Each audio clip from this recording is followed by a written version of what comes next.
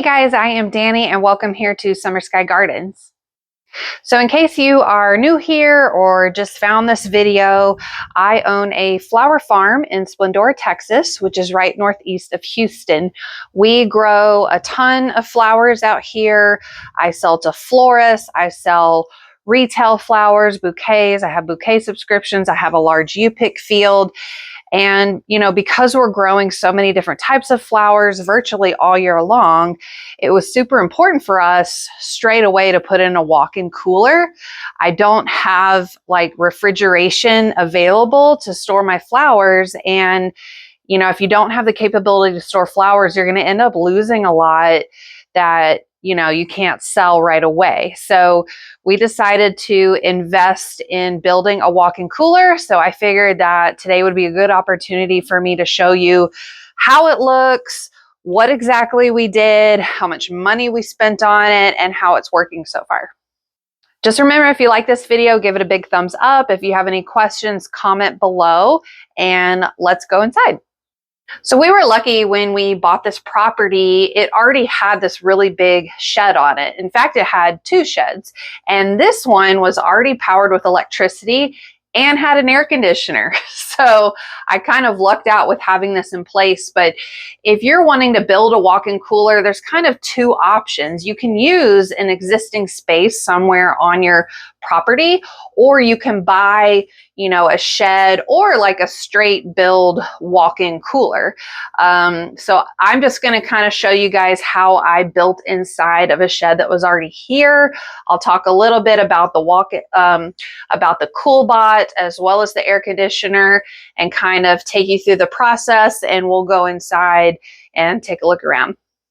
Now, I'm going to preface this video with the fact that I have no construction background. I have no air conditioning background. So everything I'm going to talk about is going to be very basic, straightforward information that I hope it'll make it easier for you guys to understand to build your own cooler. Now, most people these days, especially flower farmers that are building a walk-in cooler, are using something called a CoolBot. So it's a little machine that you attach to an existing air conditioning unit, and it basically overpowers that air conditioning unit's, lower threshold to get a lot cooler. For flowers, on average, you're going to want to store between 36 to 42 degrees. The average air conditioning unit is only going to go down usually to like the low to mid 60s. So the CoolBot is a really inexpensive way to cool down an area using an air conditioning unit. Now, cost-wise, if you're starting out having to buy your own air conditioning unit and your own CoolBot, if you buy the basic CoolBot by itself, I think it's around $319.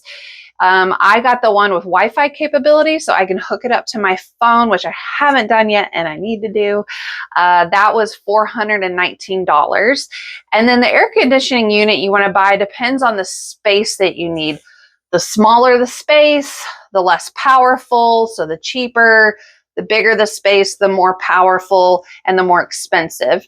Now, the space that we chose to enclose here, this shed, first of all, is huge. It's about 9 feet wide, and it's either like 15 or 20 feet long. To refrigerate this whole shed would have taken 2 or 3 units, and I did not want to deal with that, and I don't need all the space. So we decided to just enclose roughly like an 8-foot by 8-foot space. And the air conditioning unit I have that was already here is powerful enough to cool an 8 by 8 space. If you go onto CoolBot's website, or if you buy the CoolBot, they send you this information where it basically has a chart for a 4 by 4, 6 by 6, 8 by 8, 10 by 10, and so on, size shed. Okay, this is the power that you need in your air conditioning unit. And it's going to be listed in what's called BTU, or British thermal units.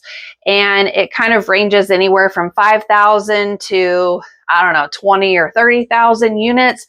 Basically, the bigger the number, the more powerful. So for me, an 8 by 8 space requires about a 12,000 a BTU air conditioner, which is exactly what I had. So it kind of worked out perfectly. But just keep that in mind when you're, evaluating your space. Make sure, you take your measurements, you get the right size and powered air conditioning unit.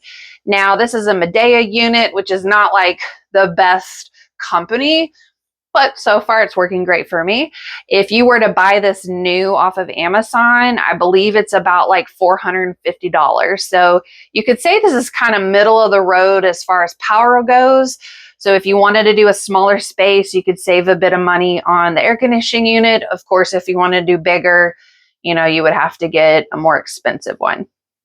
Now, the other thing that you need to understand about building a walk-in cooler is that everything has to be insulated, especially if it's outside.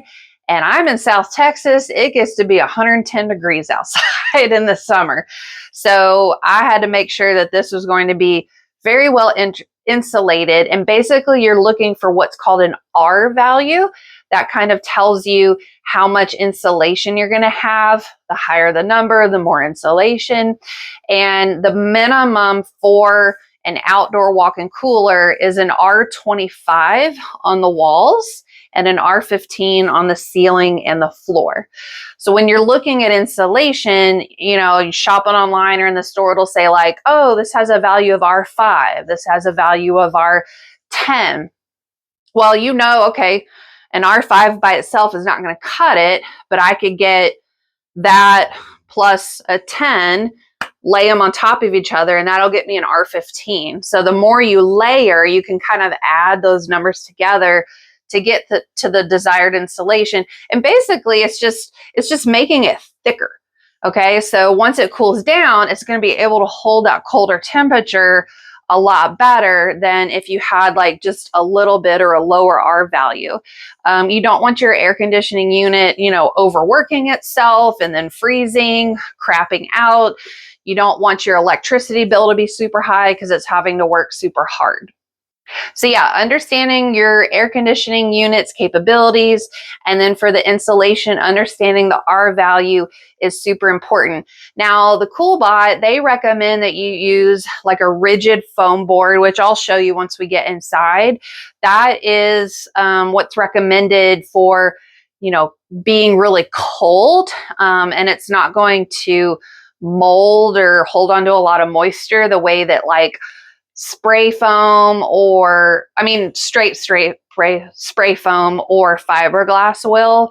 So when I was looking at, boards, the best price for what I needed that I could find was Home Depot.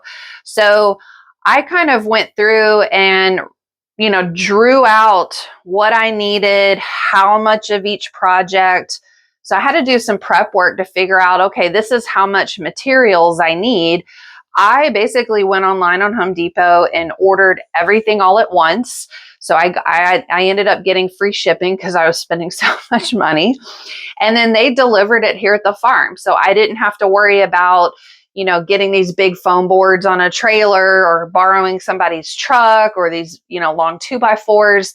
They just brought out like an 18-wheeler and delivered everything right here, and we just drug it out to the shed. So I thought that was a really good way to do it. I did go into the store to kind of check stuff out in person.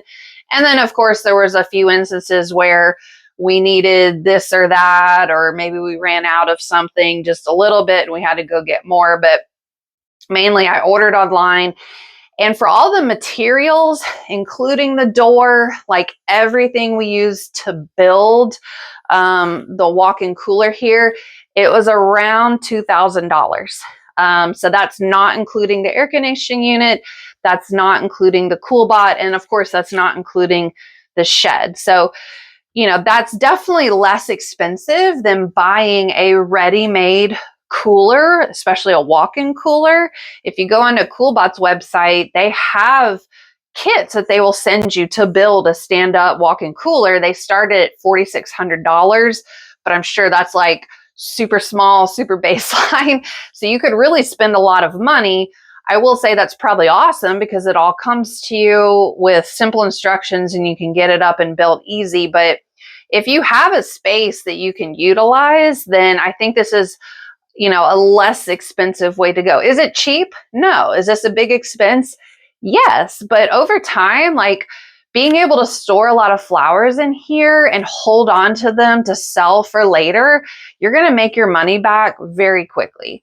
So with the $2,000 that covered all the materials, we did have some stuff left over, like, you know, a handful of nails and some washers. And I did have a few sheets of the foam board insulation. But overall, I feel like I kind of hit it right on the money with, you know, what I ordered and the amount that I spent. All right, so let me walk you through the process and I'll kind of show you the outside here first. So of course, with the shed being too big, we wanted to make a smaller space. We had to frame, you know, a wall, which I've never done before, and that was super fun. Normally, you know, you do it outside and you bring it in. We kind of did that. I was off on some of my measurements, and I will say that this shed, you know, was built before we got here, and it's not perfectly level. So it was a little, you know, difficult to get the frame just right, but we did it. We pretty much just used, you know, these 2x4s, and we had to put a little bit of shimming in. And you can look up videos on YouTube, just basic, you know, framing stuff, and it'll tell you, you know, how to do it in the measurements. And then the door, I didn't want to mess with trying to hang a door myself. So I bought this pre-hung door within the $2,000 off of Home Depot.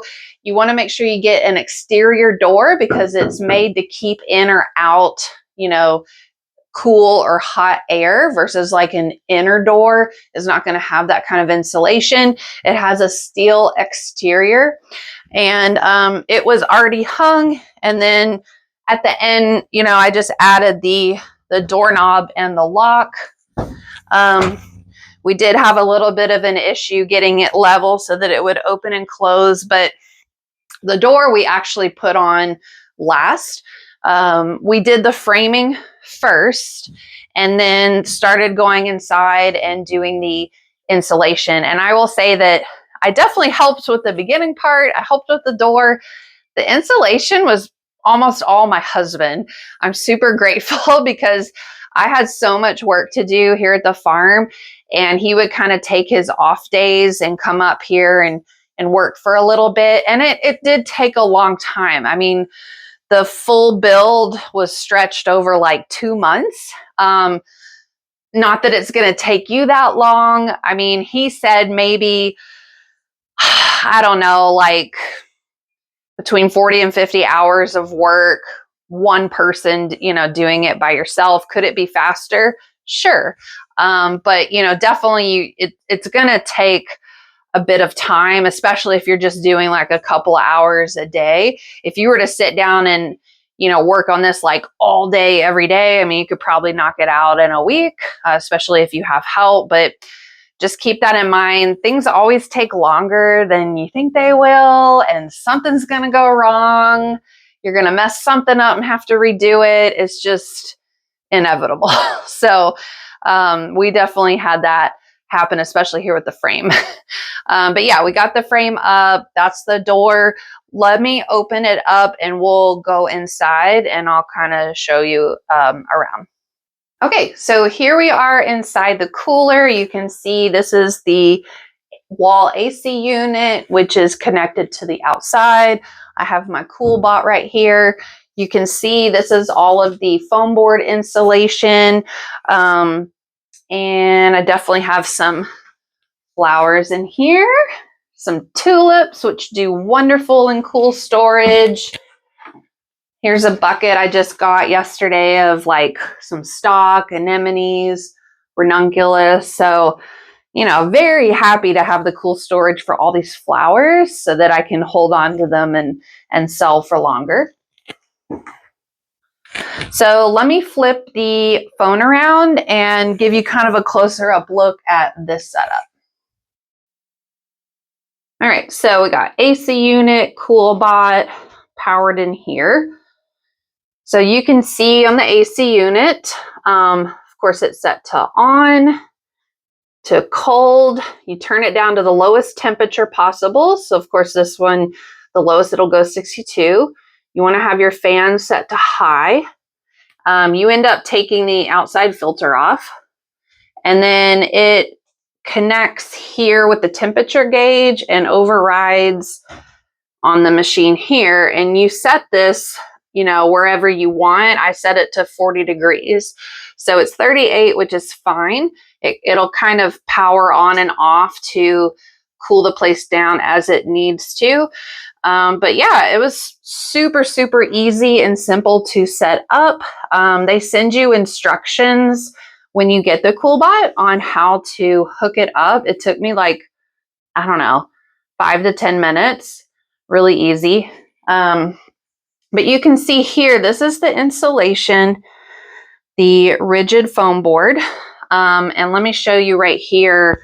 So you can see the layers we had to do. This is an R10, an R10, and an R5. So together, that gives you an R25. The first boards that we put in on the wood, we screwed in. And then the subsequent boards, we used glue. And then the gaps, we put spray foam insulation in some of the areas, which let me show you. Yeah, right there. You can see this is some of the spray foam. And then covered all the seams with this AC tape. And these materials, this is everything that's recommended on the CoolBot website in their instructions. Yeah, here you go. You can see